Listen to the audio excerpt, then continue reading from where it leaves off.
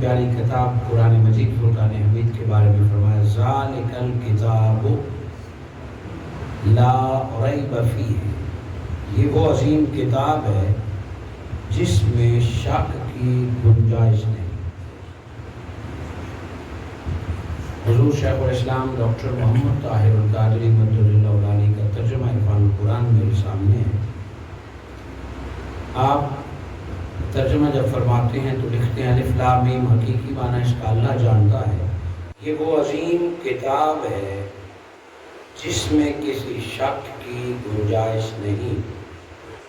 हुदल लिल मुत्तकीन, ये परहेजगारों के लिए हिदायत। इस आयत मुबारका में एक हिदायत का जिक्र है, एक शक का जिक्र है। जब तक किसी भी मामले में शक रहे तब तक इत्मीनान नहीं होता। इत्मीनान और ईमान का बड़ा गहरा ताल्लुक है। बिना इत्मीनान के ईमान नहीं मिलता। जब इत्मीनान मिल जाए तब ईमान नसीब हो जाता है। ईमान अल्लाह पर, ईमान रसूलों पर, ईमान किताबों पर, ईमान खबर पर, आखिरत पर। अमनतु बिल्लाह, यहाँ से लेके कब्र की रात से होते हुए हशर तक जिस मामले पर भी इत्मीनान न हो वहाँ शक पैदा हो जाता है। और रैब नफ्स की तरफ से शैतान का एक शिकार होता है। जब शक पैदा हो जाए तो यकीन पैदा हो ही नहीं सकता। शक और यकीन एक दूसरे के मुतज़ाद हैं। जब तक शक रहे तब तक यकीन नहीं होता, जब तक यकीन न हो तब तक इत्मीनान नहीं होता, और जब तक दिल मुतमईन न हो तब तक ईमान नहीं होता। और अगर इस दुनिया में ईमान ही नसीब नहीं तो फिर इस जिंदगी का फायदा क्या, इस जिंदगी का मकसद क्या। अल्लाह रब्बुल इज्जत ने सबसे पहले कुरान मजीद से शक को दूर करने के लिए इस आयत को नाजिल फरमाया, ज़ालिकल किताबु ला रैब फीह। इस किताब को पढ़ने वाले इसमें कोई शक नहीं, और ये मुत्तकीन के लिए हिदायत है। और अगर शक पैदा हो किसी वजह से, शक कैसे पैदा होता है? जब अकल तस्लीम न करे। अगर तुम अपनी अकल के तराजू में कुरान को देखोगे तो तुम्हारी कई बातें अकल में नहीं आएंगी। अगर तुम्हें शक पैदा हो कि पता नहीं ये किताब सच्ची है कि नहीं है, ये किताब दुरुस्त है कि नहीं है, यही किताब अल्लाह की तरफ से नाजिल हुई थी या इसमें तब्दीली हुई है, ये सिर्फ आज की बात नहीं, 14 सदियां पहले ये आयत नाजिल हुई। फिर खालिक के कायनात ने खुद चैलेंज फरमा दिया, व इन कुंतुम फी रैब, कि अगर फिर भी तुम्हें कोई शक हो बशरी तकाज़ों और अपने अकल को इस्तेमाल करते हुए इसमें कोई शक हो, मिम्मा नज़्ज़लना अला अब्दिना, जिस कलाम को हमने अपने महबूब पर नाज़िल किया, इसमें अगर कोई शक हो कि ये बंदे का बनाया हुआ कलाम है या इसमें कोई मिलावट है, फ़अतू बिसूरा, फिर ऐसा करो तुम भी इसकी तरह कोई किताब लेके आ जाओ, तुम भी इसकी तरह एक सूरत लेके आ जाओ। और ये नहीं है कि तुम पे कोई पाबंदी है, जाओ उठो अपने सारे शुहदा, अपने सारे मददगारों को इकट्ठा कर लो, मिन दूनिल्लाह, एक अल्लाह को छोड़कर, एक अल्लाह को छोड़कर सारों को इकट्ठा कर लो। एक सूरत तो क्या, एक आयत भी नहीं ला सकोगे। उठो, तुम्हें चैलेंज है कि अगर तुम्हें कुरान पर शक है तो एक सूरत ले आओ, तुम अपने दावे में सच्चे हो जाओगे। फ़इन लम तफ़अलू वलन तफ़अलू, हरगिज़ तुम ऐसा नहीं कर सकते, नहीं कर सकते। हाँ, इतना सुन लो, जो मुस्तफा के लाए हुए कुरान पे शक करेगा कोई चीज उसे जन्नत नहीं ले जा सकती, वो जहन्नमी होगा। वह आगाज यहां से करो कि शुकूक व शुबहात ज़हन से दूर कर दो। एक साफ ज़हन से कुरान को पढ़ो। तुम्हारी अकल जो कुछ कहे इसको नहीं मानना। कुरान मजीद फुरकान हमीद में बाज़ औक़ात ایسی باتیں آئیں گی کہ تمہیں عقل نہیں ہوگی. اور یہی اعتراضات تھے کہ یہ کیسا اللہ کا کلام ہے کہ اس میں گائے کا ذکر آ گیا, یہ کیسا اللہ کا کلام ہے کہ اس میں پچھلی کہانیاں آ گئی, یہ کیسا اللہ کا کلام ہے کہ اس میں قصے آ گئے. خالق کائنات نے فرمایا ان اللہ لا یستحیی ان یضرب, کہ تم یہ نہ کہو کہ قرآن میں کیا ذکر آ رہا ہے. اللہ اس بات سے نہیں شرماتا کہ اللہ مثال دے مکھی و مچھر کی ہے اس سے کم کی بھی, سمجھانے کے لیے اللہ جو فرمائے وہی قرآن کا حصہ ہے. ہم سے لے کے آج تک ایک ایک لفظ رب کا کلام ہے, ایک ایک آیت اللہ کا کلام ہے. حاضرین مکرم, قرآن مجید فرقان حمید کا ایک حرف تلاوت کرنے سے کتنا ثواب ملتا ہے؟ بولے نا جس کو پتا. ایک حرف تلاوت کرنے سے کتنا ثواب ملتا ہے؟ 10 نیکیاں. کسی کو اس سے انکار نہیں, ہر کوئی اس کو مانتا ہے. قرآن مجید میں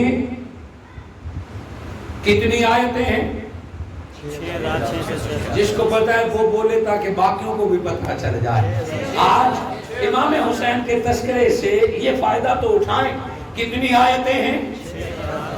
6600.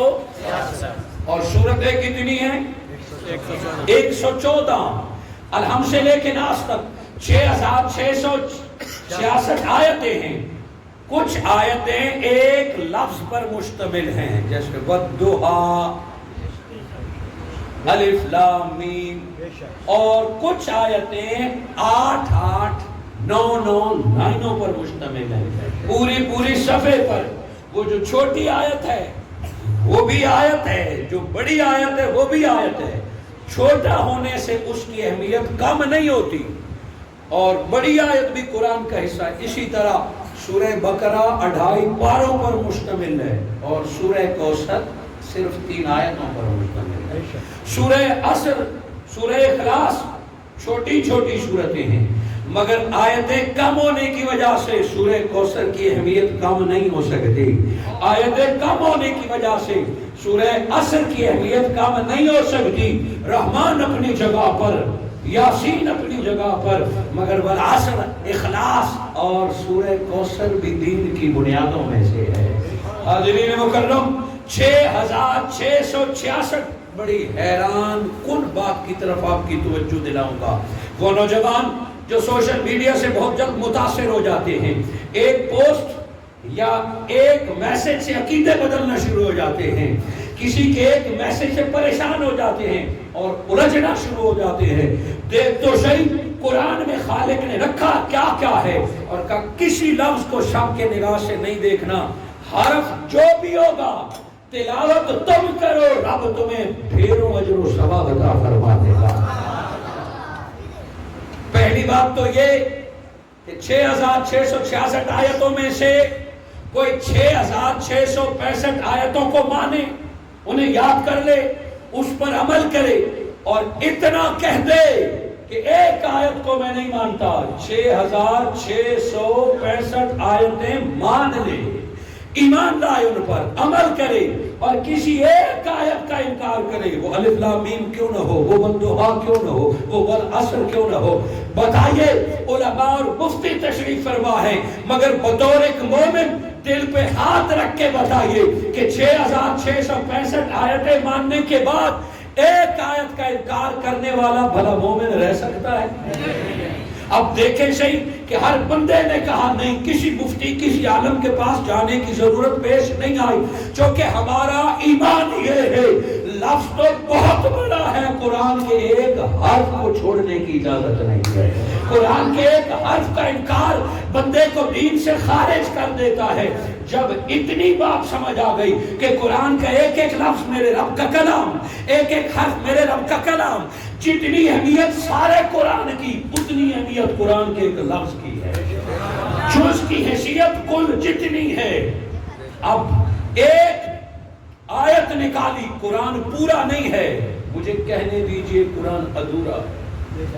یہ میں نہیں کہتا, آخری آیت بھیج کے اللہ رب العزت یوں ہر آیت اپنی جگہ پہ کامل ہے، ہر سورت اپنی جگہ پہ کامل ہے، مگر جس دن اللہ نے آخری آیت بھیجی کہ الیوم اکملت لکم دینکم، اس دن فرمایا قرآن بھی آج پورا ہوا ہے، دین بھی آج پورا ہوا ہے۔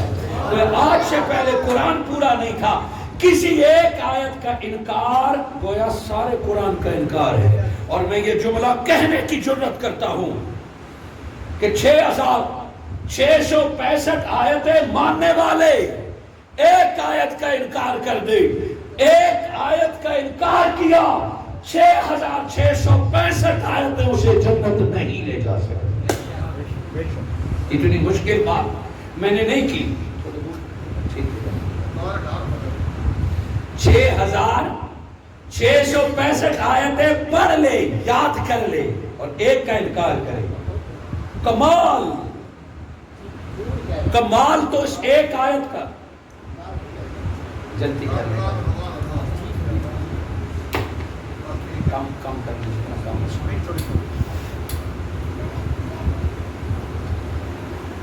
اب میں پھر آپ کی توجہ چاہوں گا کہ 6665 آیتیں یاد کر لی، حافظ ہو گیا، عمل کیا، اور ایک آیت دیکھنے کو تو چلو اتنا یاد کر لیا، ایک کو نہیں مانا نا، مگر دیکھیے صحیح، ایک کا انکار کیا، 6665 آیتیں اسے جنت نہیں لے جا سکتی۔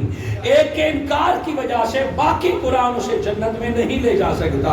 4 رکعت فرض نماز عشاء کا ہے، 3 رکعتیں ساری پڑھنی، ایک کا انکار کر دیا، یہ 3 اسے نہیں بخشوا سکتی، یہ 3 نماز عشاء نہیں بنے گی۔ 2 رکعت فرض تھے، 50-50 ہے، ایک سجدے کا انکار کر دیا، باقی 2 رکعتیں پڑھ لی، مگر کہا میں سجدہ نہیں کرتا، نہیں مانتا، ایک سجدہ جز ہے مگر ساری نماز رد ہو گئی۔ آپ کہیں گے اتنی مشکل بات ہے؟ سنی آگے بڑھیے، حضور صلی اللہ علیہ وآلہ وسلم کے لائے ہوئے قرآن کی عزت ہے علی عبدنا۔ قرآن ہوا زبان مصطفیٰ کی وجہ سے کہ قرآن تب مانا جائے گا جب محمد فرما دیں کہ یہ اللہ کا کلام ہے، کہ اس جیسا قرآن لے آؤ جو محمد کی زبان سے ادا کیا جا رہا ہے۔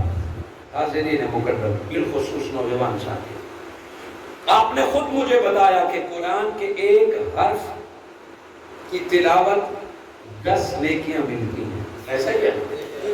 چلو، اللہ رب العزت کے اسماء ہے قرآن میں، اللہ، رحمان، رحیم، قدوس، اللہ کے اسماء ہیں، اللہ کے اسماء کی تلاوت کا ثواب تو ملے گا۔ پھر انبیاء علیہ السلام کے اسماء ہیں، انبیاء علیہ السلام کے اسماء کی تلاوت کا بھی ثواب ملے گا۔ آدم، نوح، موسیٰ، عیسیٰ، ابراہیم، اسماعیل علیہ السلام، ان کا نام لبوں سے نکلے تو رب بھی خوش ہوتا ہے اور اجر و ثواب بھی ملتا ہے، دل کو بھی اطمینان ملتا ہے، یہ باتیں درست۔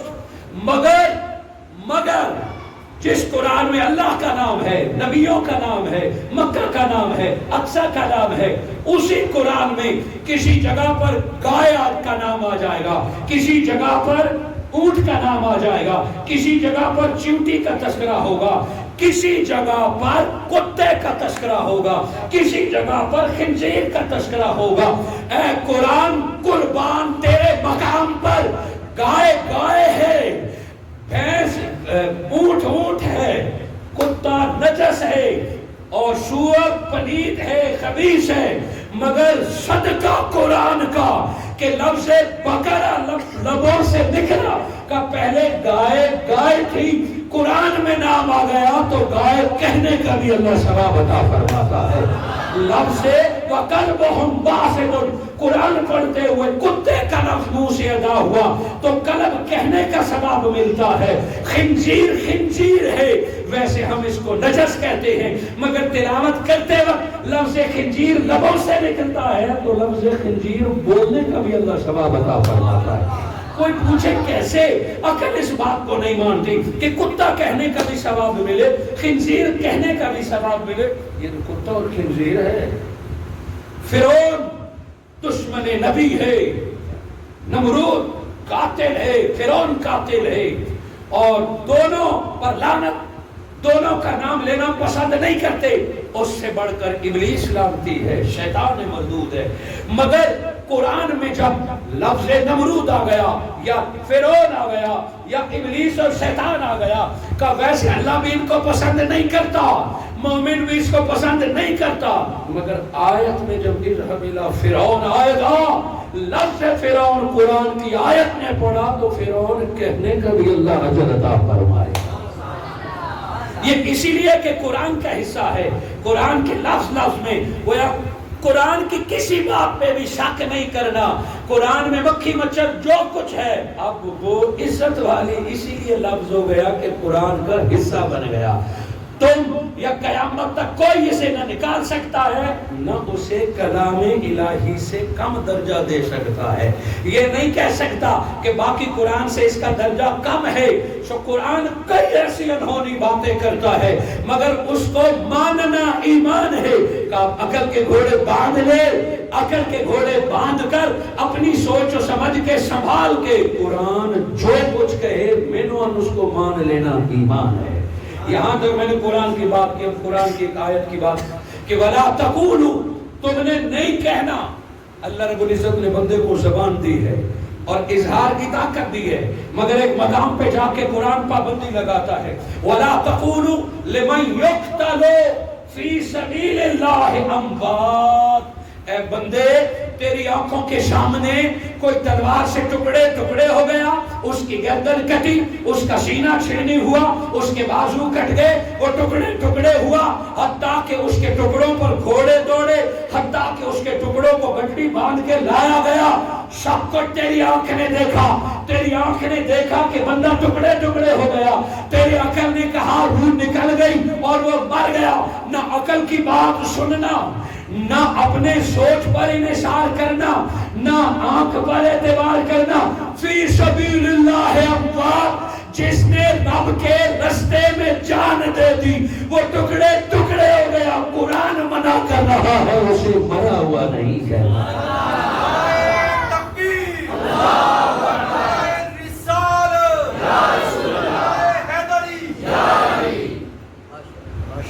عقل تب رائے دیتی ہے جب کوئی چیز خلاف عقل نظر آئے، عقل تب احتجاج کرتی ہے جب کوئی خلاف عقل شے آئے۔ جو چیز عقل میں آ جائے وہ معجزہ نہیں ہو سکتی، معجزہ کہتے اسی کو ہے جو عقل کو عاجز کر دے۔ میں آپ کو کہوں پنکھا چل رہا ہے تو آپ مان جائیں گے جو کہ اس میں کرنٹ آ رہا ہے، یہ چل رہا ہے، مگر میں آپ کو کہوں یہ پنکھا ویسے بھی چلتا ہے جیسے بندہ چلتا ہے، آپ سر پکڑ لیں گے یہ کیا کہہ رہے ہیں علامہ صاحب کہ پنکھا بندے کی طرح چلتا ہے، ایسے چلتا ہے تو عقل مان جائے گی، ویسے چلتا ہے تو عقل نہیں مانے گی، عقل احتجاج کرے گی کہ ہاؤ اٹ پاسبل۔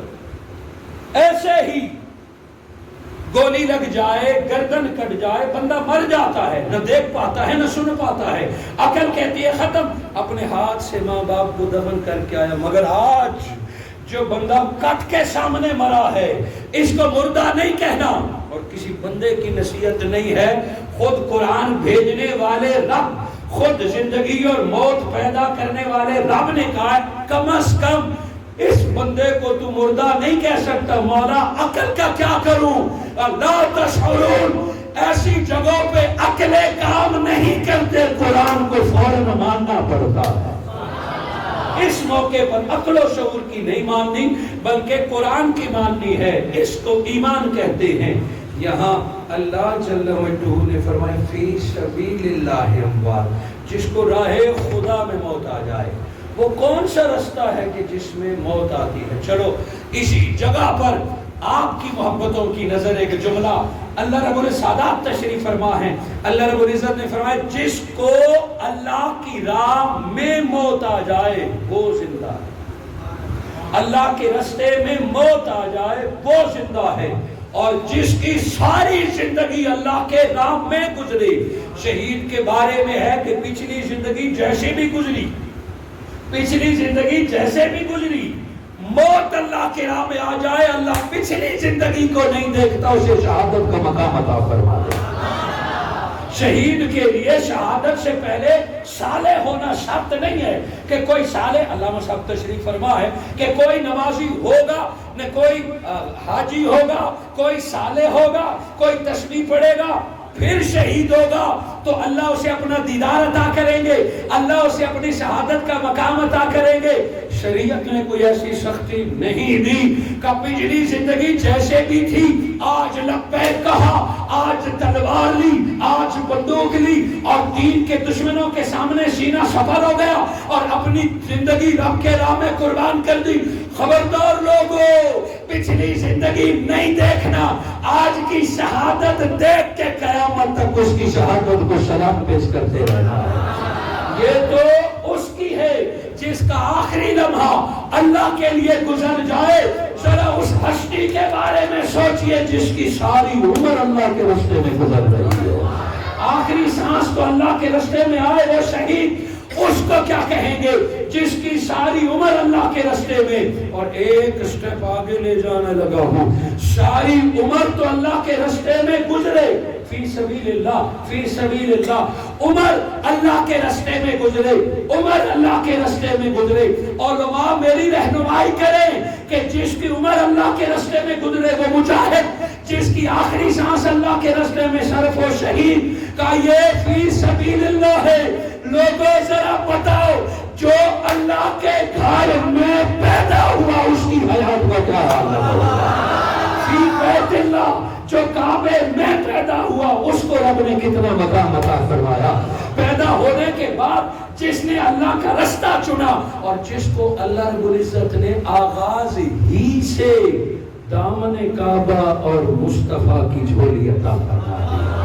علی شیر خدا کی ولادت کر کعبہ میں ہوئی، کعبہ میں پیدا ہونا اتنا بڑا اعزاز میں نہیں سمجھتا، کعبہ میں پیدا ہونا میرے نزدیک اتنا بڑا اعزاز نہیں۔ اے علی تیرے مقام پہ قربان کہ کعبے میں پیدا ہوا، اس سے بڑا اعزاز یہ ہے کہ ماں کا دودھ پہلے نہیں پیا، پہلے تجھے نبی نے اپنی گھٹی عطا فرمائی، نبی کی جھولی میں جانا اور نبی نے اپنی گھٹی اور نبی کی گود ملنا اور تربیت ملنا، یہ کعبے سے بڑا اعزاز ہے۔ لوگ تو اس پہ جھگڑتے ہیں کہ علی کعبے میں پیدا ہوئے یا نہیں ہوئے، میں یہ کہتا ہوں اس کو ڈسکس نہ کرو، ارے دیکھو تو صحیح، علی وہ پہلا بچہ ہے جس کی مصطفیٰ نے خود پرورش فرمائی ہے۔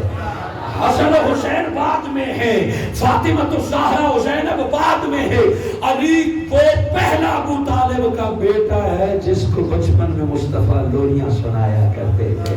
حضرت علی شیر خدا فرمایا نہ کہو مردہ اسے جو اللہ کے رستے میں جان دے دے اور جس کی ساری زندگی اللہ کے رستے میں گزری ہو۔ لوگوں امام حسین علیہ السلام وہ ہستی ہے کہ صرف کربلا والی رات اللہ کے لیے نہیں گزری، حسین پیدا ہوئے ہیں تو حسین کی مبارکباد عرصوں سے آئی ہے۔ لوگوں کے تو زندگی اللہ کے لیے گزرتی ہے، حسین کا نام اللہ کی طرف سے آیا ہے، حسین کی مبارکباد اللہ کی طرف سے آئی ہے، اور حسین کی گھٹی نبوت کی گھٹی ہے، نبوت کے لعاب سے حسین کی زندگی کا آغاز ہوا ہے، اور حسین کے کام سماعت کا آغاز حضور کی آذان سے ہوئی ہے کہ جس کا آغاز اتنا شاندار ہو اس کا انجام کیسے ہوگا۔ کربلا تو نصیب ہونا ہی تھا کہ امام حسین کی پوری زندگی اللہ اور اس کے رسول کے ساتھ گزری ہے۔ ایک لمحہ، دن تو بڑی دور کی بات، رات تو بڑی دور کی بات، فاطمہ الزہرا کے بدن سے جدا ہوئے، وہ فاطمہ طہارت جن کی پہچان ہے، جو میرے آقا کے جگر کا ٹکڑا ہے، جو زمین پہ بطول ہے، خواتین کے عوارض سے پاک ہے، جس کی تربیت نبی نے فرمائی۔ فاطمہ الزہرا جیسا پاک بدن، پاک بدن، بدن صاف ہوتا ہے، بدن کا کسی کو نہیں پتا کہ بدن میں کیا کچھ ہوتا ہے۔ فاطمہ الزہرا روئے زمین پر اس دور میں وہ واحد خاتون ہے کہ جن کا بدن بھی طاہر ہے، جن کا بدن بھی طاہر ہے۔ بدن اسی لیے بدن اسی لیے طاہر ہے کہ مصطفیٰ کے جسم کا حصہ ہے، اور بدن اسی لیے طاہر ہے کہ اس میں سے سید الشہداء سیدنا امام حسین علیہ السلام نے جنم لینا ہے۔ اندر باہر سے سیدہ فاطمہ الزہرا کو پاک پیدا کیا، علی شیر خدا کو پیدا ہوتے ہی ولایت دے دی۔ ولایت بھی نبوت کا جز ہے، بنا نبوت کے ولایتیں نہ جنم لیتی ہیں نہ پروان چڑھتی ہیں۔ ولی خود سے ولی نہیں ہوتا، ولایت فیض ہے نبوت کا، ولایت فیض کرم ہے نبوت کا۔ حضرت علی ولایت کی صورت میں نبوت کا حصہ ہے، سیدہ طیبہ فاطمہ الزہرا طہارت کی صورت میں نبوت کا حصہ ہے، اور حسنین کریمین کو میرے آقا نے فرمایا انا من الحسین والحسین منی، حسن حسین مجھ سے ہیں، میں حسن اور حسین سے ہوں۔ بات آسان کر دوں کہ علی ولایت کی صورت میں نبوت کا حصہ، فاطمہ الزہرا طہارت کی صورت میں نبوت کا حصہ، حسن و حسین کیا ہے؟ استاذ المکرم حضور شیخ الاسلام ڈاکٹر محمد طاہر القادری مدث اللہ العالی جب شہادت مصطفیٰ کا تذکرہ اپنی کتاب فلسفہ شہادت میں فرماتے ہیں کہ کیا نبی شہید نہیں ہوئے؟ نبوت کو اللہ نے ہر کمال عطا کیا ہے، علم کا کمال، حسن کا کمال، تقوی کا کمال، سارے کمالات اللہ رب العزت نے نبی کو عطا فرمائے۔ کیا حیات کا اتمام اور کمال شہادت ہے؟ کیا نبی کو اللہ نے شہادت نہیں دی؟ جو یہ کہتا ہے کہ نبی کو اللہ نے شہادت نہیں دی اسے پتہ نہیں ہے، پھر نبوت کے پاس اگر شہادت نہیں ہے تو نبوت کامل نہیں ہے۔ استاذ المکرم حضور شیخ الاسلام فرماتے ہیں کہ نبی کی گردن تو نہیں کٹنی تھی، نبی کو تو زہر سے موت نہیں آنی تھی، گلا دبانے سے نبی کو موت نہیں آنی تھی، یہودیوں کی سازوں سے مصطفیٰ نے ختم نہیں ہونا تھا، کیونکہ رب نے وعدہ کیا تھا واللہ متم نورہ، رب نے وعدہ فرمایا تھا واللہ یعصمک من الناس۔ یہ لوگ آپ کے قتل کی کوششیں کرتا رہے، پیارے مصطفیٰ رب خود تیری حفاظت فرماتا رہے گا۔ اے اللہ جب تو مصطفیٰ کی حفاظت کرے گا نہ کوئی حملہ کرے گا، نہ کوئی قتل کر سکے گا، نہ کوئی زہر کھلا سکے گا، پھر تو شہادت ممکن نہیں ہے۔ کہ ایسا نہ کہو مصطفیٰ شہید ہوں گے مگر آج نہیں، 12 ربیع الاول کو مصطفیٰ اپنی قبر میں آرام فرمائیں گے، آدھی صدی بعد حسین اور حسن اپنی گردنیں کٹوا کے گردن حسین کی کٹے گی، شہادت و نبوت کے سامنے آئے۔ نعرہ تکبیر، نعرہ رسالت، نعرہ تحقیق، نعرہ حیدری۔ امام حسن اور امام حسین علیہ السلام کی شہادت نبوت کا حصہ ہے۔ حضور شیخ الاسلام فرماتے ہیں شہادت صدیق، حضرت امام حسن کو زہر دیا گیا، یہ بھی ایک شہادت تھی، اور امام حسین کی گردن کاٹی گئی دشمن کے سامنے۔ یہ دونوں شہادتیں حضرت ابراہیم علیہ السلام کا خواب، حضرت اسماعیل علیہ السلام کے ذبح ہونے کی نیت، اور مصطفیٰ صلی اللہ علیہ وآلہ وسلم کی شہادت کے نبوت کے طور پر آج پوری ہوئی ہے۔ اسی لیے امام حسین کا صرف کربلا میں آخری دن اللہ کے راستے میں نہیں گزرا، جس دن سے اہل بیت پیدا ہوتے گئے ان کی ساری عمر اللہ کے راستے میں گزرتی گئی۔ فی سبیل اللہ، حضرت علی شیر خدا بھی پہلے دن سے فی سبیل اللہ ہے، ایک لمحہ بھی کسی کافر کے ساتھ نہیں گزارا۔ فاطمہ الزہرا نبی کے بدن سے جدا ہوئے تو پہلے دن سے فی سبیل اللہ، امام حسن اور حسین پہلے دن سے فی سبیل اللہ۔ فی سبیل اللہ میں ایک جملہ اور کہہ دیتا ہوں، فی سبیل اللہ تو اپنی جگہ پہ، فی دار نبوت کے گھر میں پہلے دن سے، اور پھر اس سے اگلی بات کہہ دیتا ہوں، پہلے دن سے قرآن نازل ہوتا گیا تو اہل بیت قرآن کا حصہ بنتے گئے۔ بات اتنی مشکل نہیں ہے، مجھے کسی نے بتایا کہ آپ مشکل باتیں نہیں سمجھتے، اب تک میری بات سمجھ گیا؟ جو نہیں سمجھا وہ بتائے، ایسے ہی بولوں یا بند کر دوں؟ حضور صلی اللہ علیہ وآلہ وسلم نے حضرت امام حسن حسین سیدہ فاطمہ الزہرا کی جو تربیت کی، یہ تو بشری تربیت تھی، مگر 4 تن کے کمالات فقط بشری تربیت کا اثر نہیں ہے، 4 تنوں کو حسن و حسین علی و فاطمہ کو اللہ نے دنیا میں بھیجا ہی خاص کام کے لیے تھا، بھیجا ہی نبوت کے ساتھ پلنے کے لیے تھا. اسی لیے سیدہ طیبہ خاتون جنت کی سردار، حسن و حسین نوجوانوں کے سردار، علی شیر خدا ولیوں کے سردار. گویا سرداری تھی ہی اسی گھر کے لیے.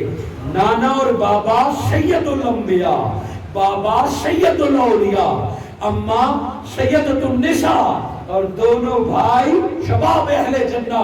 سرداری تھی اسی کے لیے. سو اب میں بات ذرا تھوڑی سی محبت کی کرنے لگا ہوں علماء کی اجازت سے.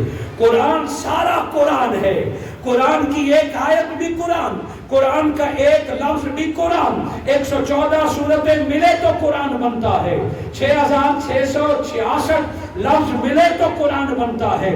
ایک پارہ جدا پڑا ہو تو عزت قرآن جتنی، سورہ یاسین علیحدہ پرنٹ کر دے تو عزت قرآن جتنی، ایک آیت دیوار پہ لکھ دے تو عزت قرآن جتنی. وضو کر کے قرآن کو چھونے کی اجازت، ایک آیت کے لیے بھی وضو شرط، ایک آیت پڑھنے کے لیے بھی وضو شرط. سو جتنی عزت قرآن کی اتنی عزت ایک آیت کی. اتنی بات سمجھ آ گئی تو اگلی بات بڑی آسان ہے. رب نے فرمایا قد جاءکم برہان من ربکم. جس طرح رب نے قرآن نازل کیا ہے اسی طرح رب نے مصطفیٰ کو برہان بنا کر بھیجا ہے. اور جس طرح یاسین و رحمان اور تبارک اللہ جی مل کر قرآن بنتا ہے. سنا لوگو حسن و جس طرح قرآن کی صورتیں ہیں، حسن و حسین علی و فاطمہ مل جائیں تو مصطفیٰ برہان بنتے ہیں. جس طرح قرآن کی آیتوں کی عزت ہے اسی طرح مصطفیٰ کے حسین کی عزت ہے، اسی طرح مصطفیٰ کے حسن کی عزت ہے. جس طرح قرآن میں سے کوئی صورت تم جدا نہیں کر سکتے، کوئی بھی مصطفیٰ سے حسن و حسین کو جدا نہیں کر سکتا. اسی لیے آیت تطہیر آئی تو 5 تن اکٹھے، آیت مباہلہ آئی تو 5 تن اکٹھے. اہل بیت کے بارے میں جب بھی آیت آئی تو 5 تن اکٹھے کہ یہ جدا جدا نہیں، دکھنے میں جدا جدا ہے، حکم ساروں کا ایک ہے. سیدہ فاطمہ الزہرا کو بھی دیکھو تو نبی کی آنکھ سے دیکھو، نبی کی بیٹی ہے. حسنین کریمین کے بارے میں بولو اور سوچو تو یہ بھی مصطفیٰ کے بدن کا حصہ ہے. یہ مت سوچو کہ حسین ابن علی ہے، بھئی یہ سوچو کہ آل مصطفیٰ ہے. علی ہے ابن ابی طالب، مگر من کنت مولا کو سوچ کر کے یہ بھی مصطفیٰ کا حصہ ہے.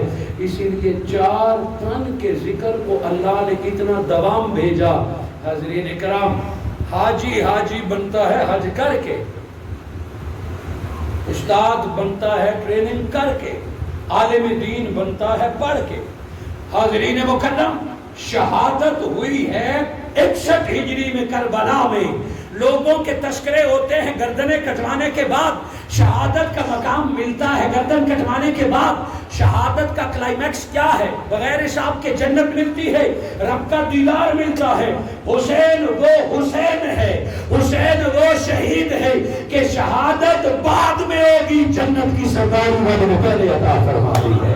شہادت بعد میں ہوگی، اور شہادت کے تذکرے کبھی علی کے گھر میں، کبھی فاطمہ الزہرا کے گھر میں، کبھی صحابہ کرام، کبھی حضرت ام سلمہ کے گھر حجرے میں.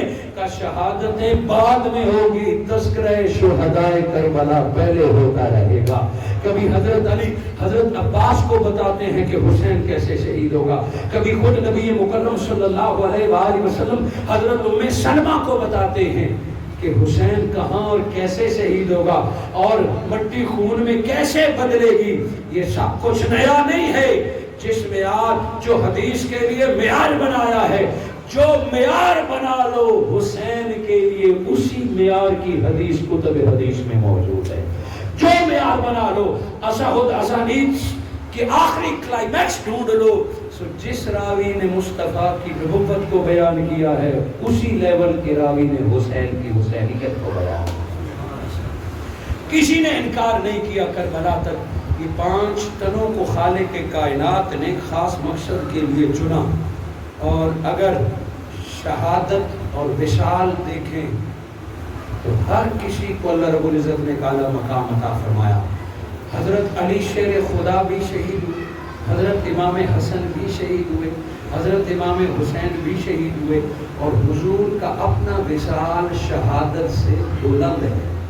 حضور کا اپنا پردہ فرمانا عام شہداء سے بلند تر ہے کہ میرے آقا زمین پر بھی رہے وہی حیات ہے. عام بندے کو شہادت کے بعد اعلیٰ حیات ملتی ہے, مگر میرے آقا 12 ربیع الاول سے بھی پہلے اعلیٰ حیات میں, اور قبر میں چلے جائیں تو اس سے بھی اعلیٰ حیات میں. اور حضور کی حیات شہادت کی محتاج نہیں تھی, عام بندے کی حیات خاص شہادت کی محتاج ہے. تو حسنین کریمین کو بھی اللہ رب العزت نے شہادت عطا فرمائی, اور یہ شہادت ایسی تھی بہت دلچسپ بات. کربلا ایک حادثہ نہیں ہے. حادثہ وہ ہوتا ہے اسی وقت آنن فانن ہو جائے, کسی کی غلطی کی وجہ سے ہو جائے, اس کو ایکسیڈنٹ کہتے ہیں, حادثہ کہتے ہیں.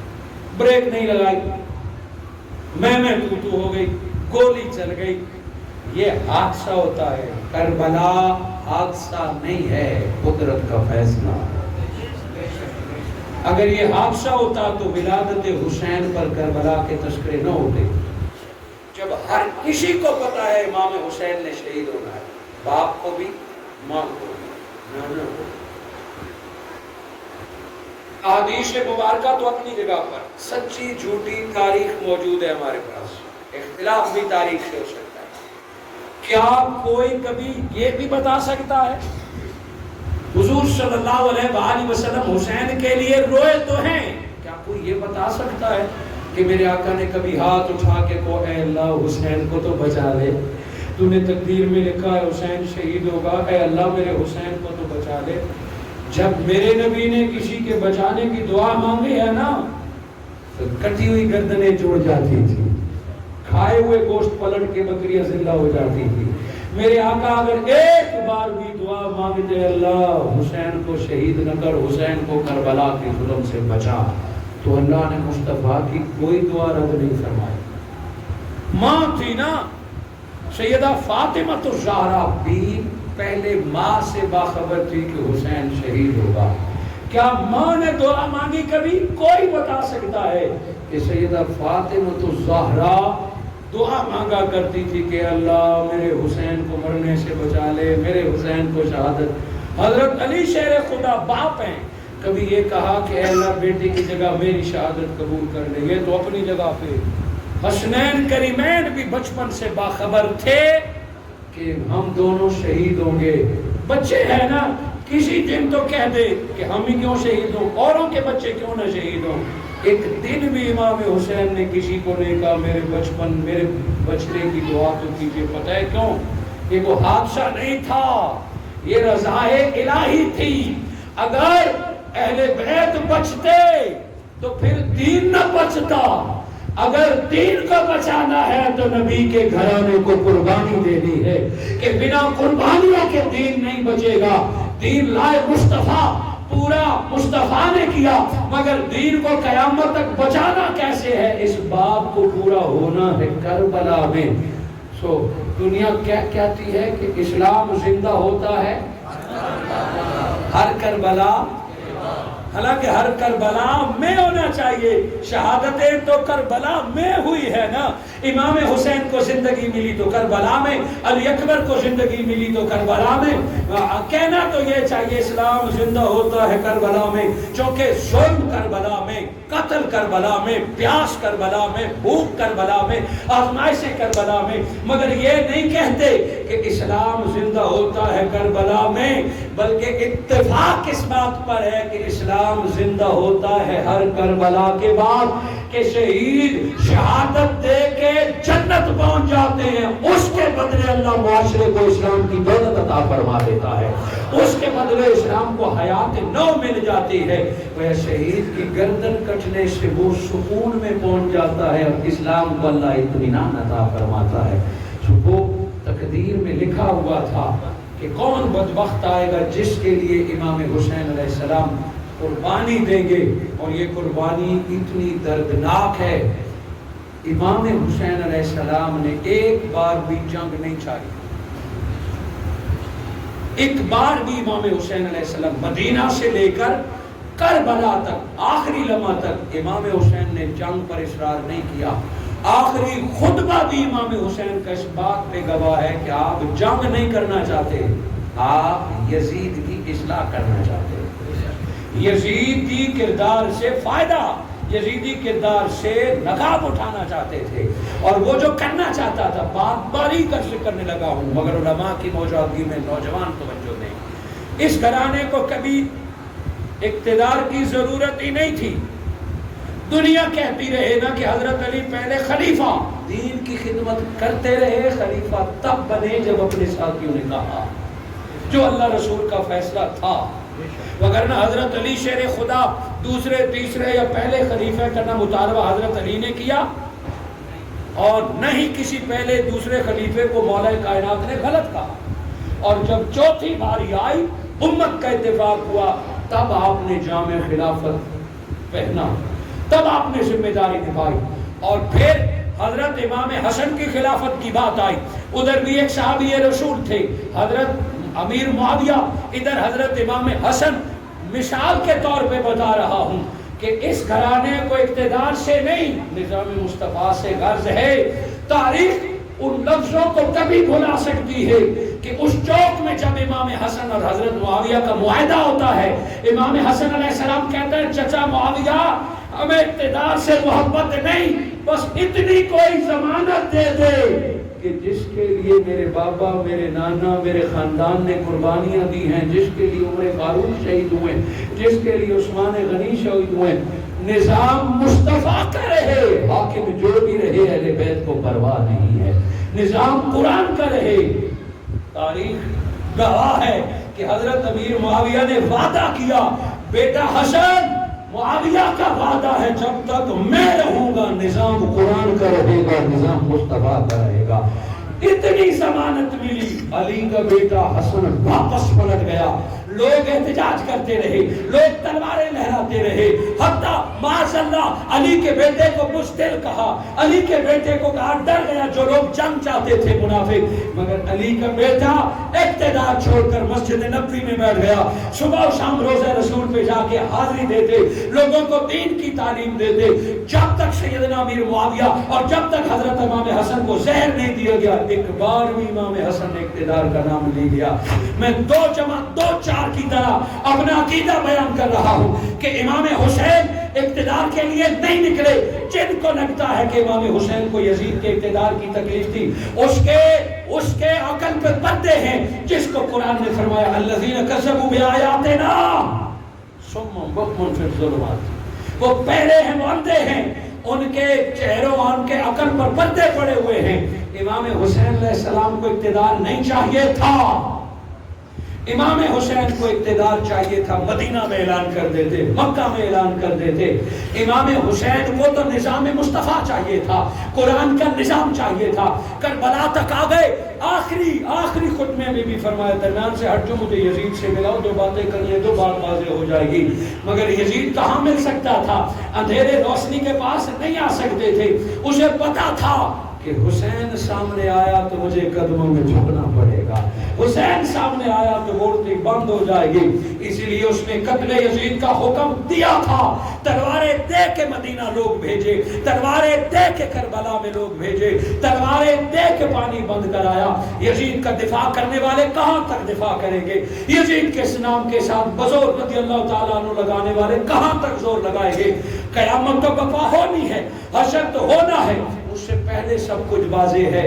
اور میں بڑا کلیئر کہتا ہوں کہ اللہ کی قسم, یزید ایک بار امام حسین کے پاس جاتا اور قدموں میں گر کے کہتا کہ اے اہل بیت کے امام, مجھ سے خطائیں ہوئی ہیں, مجھ سے نمازیں قضا ہوئی ہیں, مجھ سے غلطی ہوئی ہے, آج میں توبہ کرتا ہوں آپ کو گواہ بنا کر.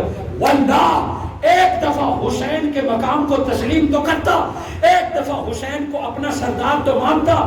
اللہ کی قسم یہ گھرانہ اتنا سخی ہے کہ یزید کو بھی کلمہ پڑھا کے معاف کر کے دنیا کا اقتدار بھی مل جاتا اور جنت بھی مل جاتا. در حقیقت یزید متکبر تھا، یزید اپنے باپ کا باغی تھا، یزید اہل بیت کا دشمن تھا، اقتدار کی لالچ میں شیطان نے اس کے آنکھوں پر پردے ڈال دیے تھے، اقتدار کی لالچ نے اسے دین سے دور کر لیا تھا۔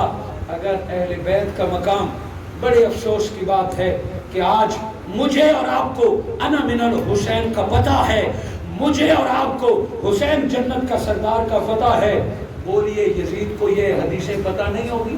بولے نا، پتہ تھا، سنی تھی، مگر تکبر تھا اس کے ذہن میں کہ اگر حسین کو نبی کا حصہ مانے پھر تو جھکنا پڑے گا، حسین کو سردار مانے، ہائے رے افسوس، اس جنت میں جاننا چاہتا ہے جس جنت کے سردار کی گردن کاٹ رہی ہے۔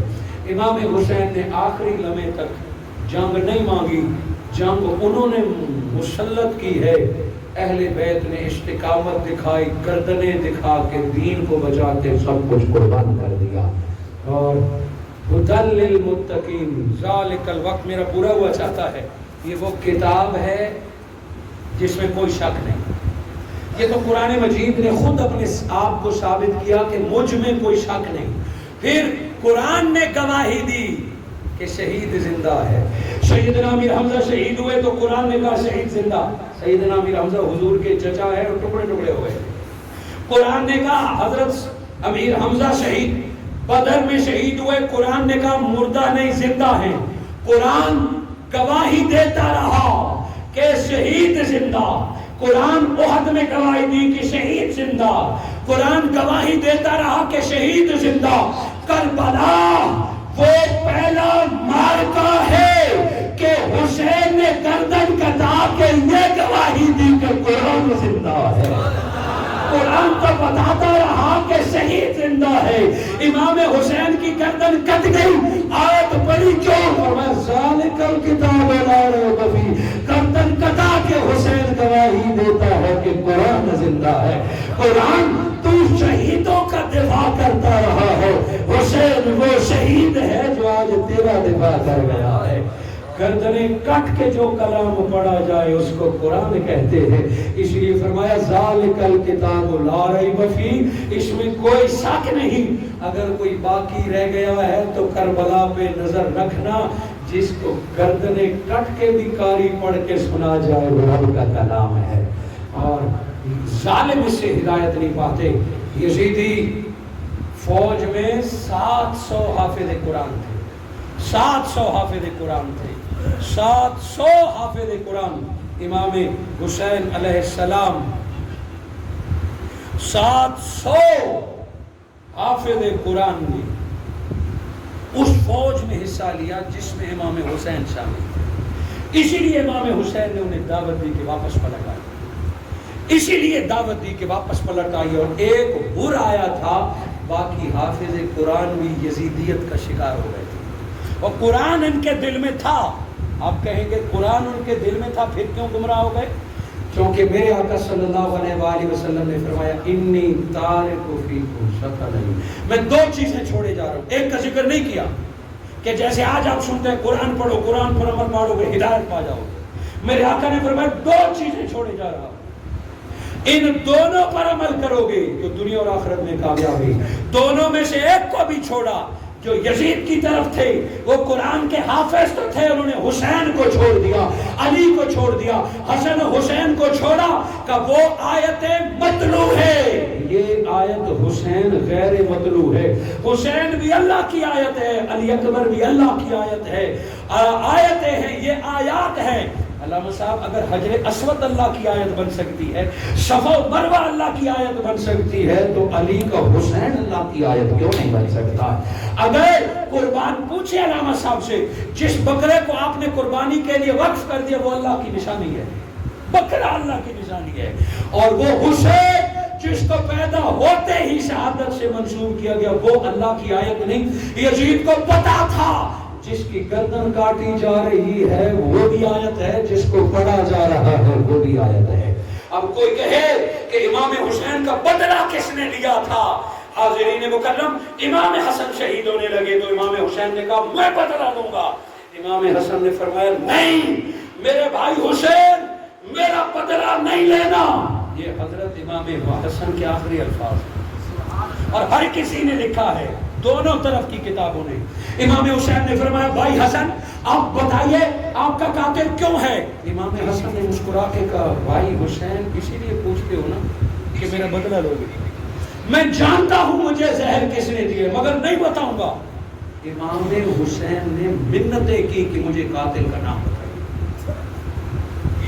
مگر جگر کٹ کے باہر آ گیا۔ حضرت امام حسن کی شہادت آپ سنیں نا تو جگر کٹ کے باہر آ گیا، آنتیں کٹ کے باہر آ گئی۔ لکھتے ہیں کہ آپ نیچے رکھتے بالٹی اور اتنا زہر آپ کو دیا گیا کہ خون کٹ کٹ کے جسم سے باہر چلا جاتا۔ آخری سانسیں تھیں۔ امام حسین نے بھائی حسن کو جھولی میں لیا، فرمایا بھائی بتاؤ یہ ظلم کس نے کیا ہے؟ اندازہ تو تھا مگر شریعت کا قاعدہ ہے کہ مقتول اپنے قاتل کا نام بتا دے تو اتنی گواہی کافی ہے، اسی پر سزا ہوتی ہے۔ ایسا ہے امام حسین مقتول اگر کہہ دے فلاں میرا قاتل ہے پھر دو گواہ لانے کی ضرورت نہیں ہے، پھر اسی پر فیصلہ ہوتا ہے۔ امام حسین نے باتیں تو سن رکھی تھی مگر شریعت پوری کرنے چاہتے تھے۔ علی کی اولاد نے کبھی خلاف شریعت قدم نہیں اٹھایا، کبھی بول نہیں بولا۔ امام حسن نے فرمایا مجھ سے کیوں تو قاتل کا نام کہلوانا، بدلہ لے گا؟ امام حسین نے فرمایا اللہ کی قسم پہلے آپ کے قاتل کو ٹکڑے ٹکڑے کروں گا پھر آپ کو دفن کروں گا۔ امام حسین نے حسن نے فرمایا اسی لیے تو بتاتا نہیں۔ کیوں؟ بھائی حسین جب تو میرا بدلہ لے گا دنیا کہے گی کہ علی کی اولاد ذاتی جنگیں لڑتی ہے، علی کی اولاد اپنا بدلہ لیتی ہے۔ بھائی حسین ہم نبی کی اولاد ذاتی بدلے پیدا کرنے کے لیے نہیں دیے گئے، ہم بدلہ لیں گے تو دین کا لیں گے، ہم قربان ہوں گے تو دین کے نام پہ لیں گے۔ علی کی اولاد ذاتی جنگیں۔ کوئی پوچھے کہ امام حسین کا بدلہ کس نے لیا تھا، امام حسین کے قاتل کو قتل کس نے کیا تھا؟ امام زین العابدین نے تو اپنے بھائی کے قاتل کو دودھ پلا دیا تھا، امام زین العابدین نے تو بھائی کے قاتل کو رات اپنے گھر ٹھہرا کے کھانا پلایا۔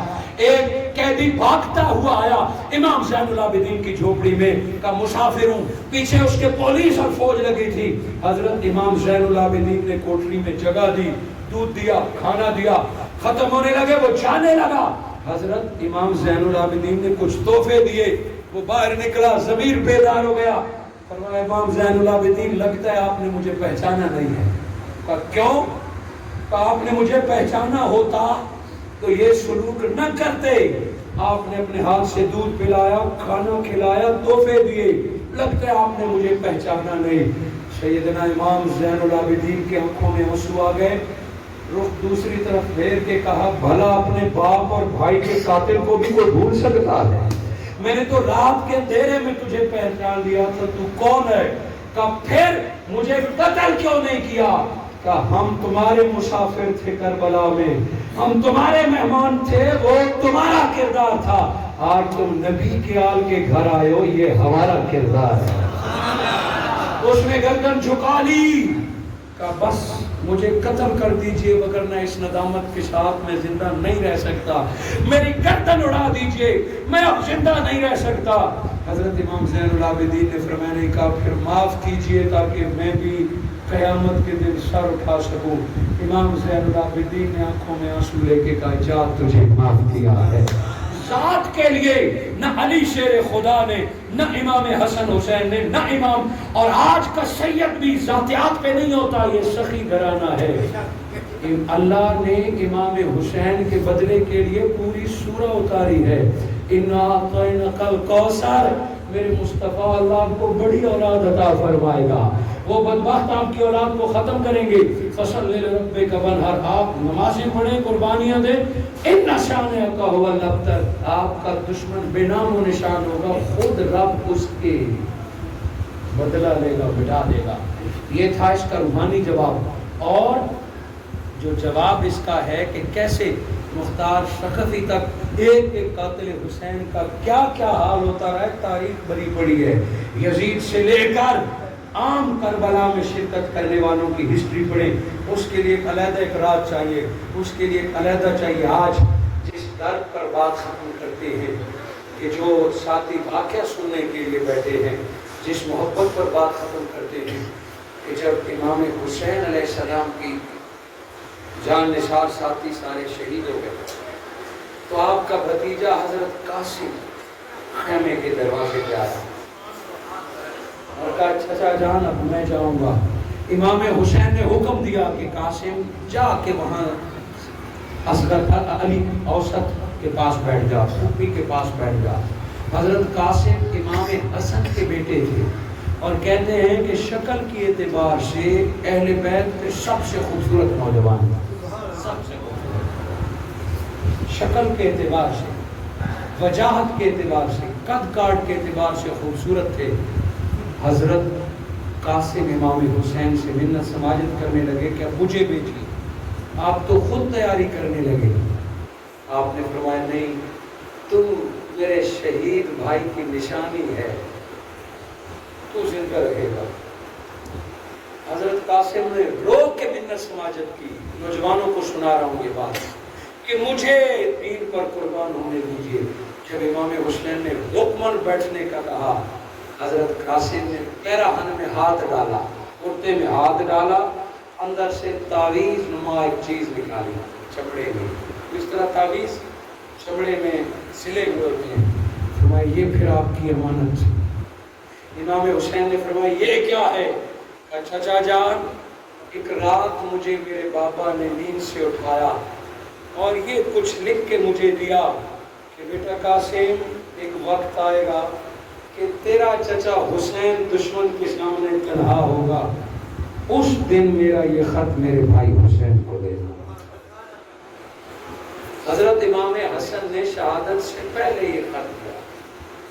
امام حسین نے وہ چمڑا کھولا, اس میں سے خط نکالا, زاروں قطار رونے لگے. کہتے گھٹنوں کے بل بیٹھ کے حضرت امام حسن کو یاد کر کر کے رونے لگے. آپ کی بہن حضرت زینب نے پوچھا کہ بھائی حسین کیا لکھا ہے؟ کہ بہن زینب میرے بھائی حسن نے اپنی شہادت سے پہلے یہ لکھا ہے کہ بھائی حسین افسوس کہ تو جب دشمن سے لڑے گا اور شہید ہوگا, میں نہیں ہوں گا, میری حسرت رہ گئی, مگر خدا را میری جگہ پہ میرے قاسم کو قبول کر لیجیے. اگر قاسم آپ کی خاطر میدان جنگ میں شہید ہوگا تو حسن راضی ہو جائے گا. امام حسین بھائی کی یہ خواہش سن کر گویا پہلے سے کہا بیٹا قاسم اب میرے بڑے بھائی کا حکم آ گیا, میں تجھے نہیں روک سکتا. خود اپنے بھتیجے کو دستار پہنائی, اپنے بھتیجے کو زرہ پہنائی, اپنے بھتیجے کے ہاتھ میں تلوار دی, گھوڑے کی لگام پکڑ کے حضرت قاسم کو گھوڑے پہ بٹھایا اور میدان کربلا میں چھوڑ دیا. وہ لڑتے رہے, کئی یزیدیوں کو واصل جہنم کیا. اچانک اطلاع آئی کہ حسین علی اکبر کی طرح قاسم بھی شہید ہو گیا, آپ کا بھتیجا بھی شہید ہو گیا. سنو دوستو, حضرت قاسم کا جسد اٹھانے جب امام حسین علیہ السلام جاتے ہیں تو جس جگہ پہ اطلاع ملتی ہے نا کہ یہاں شہید ہوئے, وہاں حضرت قاسم کا جسد مبارک جسے آپ لاش کہتے ہیں نظر نہ آئی. ادھر دیکھا ادھر دیکھا, جسد قاسم نظر نہ آیا. یزیدی اٹھا کے لے گئے, ریت میں دفن ہو گئے, کہاں جائے گا؟ جب تھوڑی سی گرد کربلا کی بیٹھی, جب یزیدی واپس پلٹے تو دیکھا کسی کی صرف گردن کٹتی تھی, کسی کو صرف سینے میں نیزہ لگتا تھا. بھائی حسن کا نوجوان بیٹا قاسم کئی ٹکڑوں میں کربلا میں تقسیم پڑا, کہیں پہ ہاتھ, کہیں پہ بازو, کہیں پہ پاؤں, کہیں پہ ٹانگ, کہیں پہ سر. حضرت امام حسن نے حضرت قاسم کے اتنے پھیلے ہوئے ٹکڑے دیکھے تو ہچکی بن گئی. دو ہاتھ ہیں بیٹا قاسم, تیرے کتنے ٹکڑے اٹھائے؟ پہلی دفعہ امام حسین نے کربلا میں دستار اتاری, وہ جو حضرت علی نے دی تھی, دستار اتاری اور اسے بچھا کے حضرت قاسم کے ٹکڑے کٹے کیے اور گٹھڑی بنا کے کاندھے پہ رکھی. جب خیموں کے پاس آئے, حضرت زینب فرماتی ہیں کہ قاسم کہاں ہے؟ آپ نے فرمایا باقیوں کو کاندھے میں اٹھا کے لایا ہوں، یہ شہادت ایسی ہے جسے گٹھڑی میں اٹھا کے لایا ہوں۔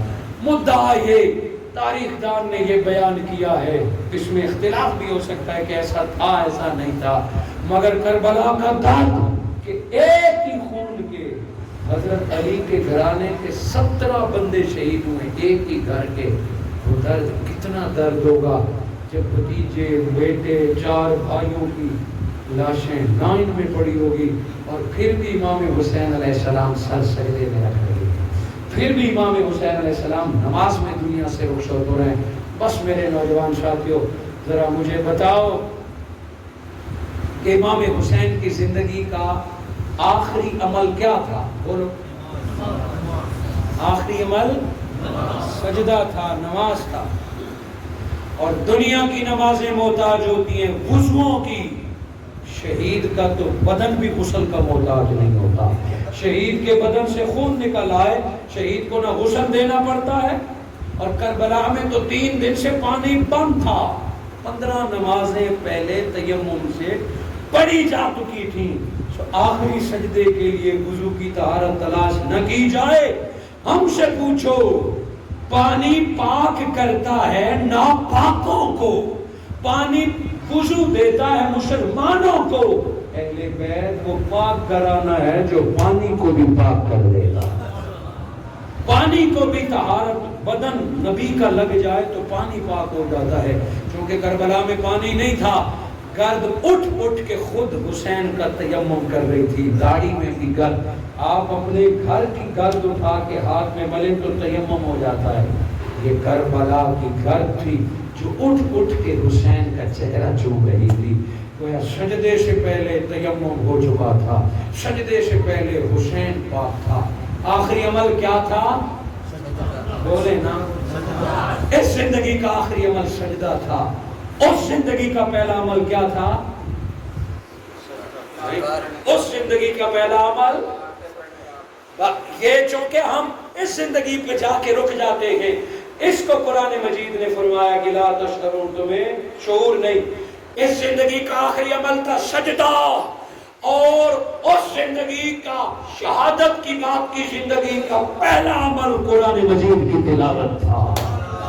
جو ہی سر حسین نیزے پہ چڑھا تو پہلا عمل قرآن کا تھا، جس کا سجدہ اور قرآن علی شیر خدا پیدا کعبے میں ہوئے اور شہادت مسجد میں کی، حسین پیدا علی کے گھر میں ہوئے، آسان کان میں آئی تھی پہلے دن مصطفیٰ کی، جس کا مؤذن مصطفیٰ ہو۔ امام حسین پیدا ہوئے تو میرے آقا نے کان میں اذان دی تھی، جس کا مؤذن مصطفیٰ ہو وہ نمازیں کربلا میں پوری کرتے ہیں۔ وہ قرآن مجید سر کٹنے کے بعد بھی پڑھتے ہیں۔ نوجوانوں کو پیغام تھا، نوجوانوں کو پیغام تھا کہ تم اگر حسینی ہو تو کبھی تمہارا سجدہ قضا نہیں ہوگا، تم اگر حسینی ہو تو کبھی تمہاری تلاوت قضا نہیں ہوگی۔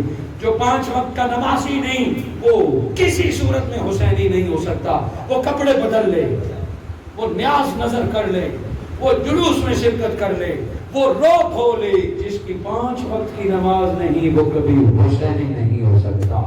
اور عاشق حسین وہ ہے جو 2 آیتیں صحیح مگر قرآن سے تعلق رکھتا ہوگا، جو قرآن کی تلاوت کیا کرے اور 5 وقت کا نمازی ہو تو جان لو اللہ نے اسے حسینیوں کے سب میں شامل کر دیا۔ ذالک الکتاب لا ریب فیہ، اس کتاب میں کوئی شک نہیں۔ تم اپنے شک اہل بیت اور قرآن کے بارے میں نکالو۔ ھدی للمتقین، اللہ سے ڈرو، اللہ تمہیں ہدایت عطا فرمائے گا۔ جنت میں حسین کی سرداری دیکھنے سے پہلے اللہ مجھے اور آپ کو دنیا میں حسنین کی سرداری کو ماننے اور ان کی غلامی کا دم بھرنے کی توفیق عطا فرمائے۔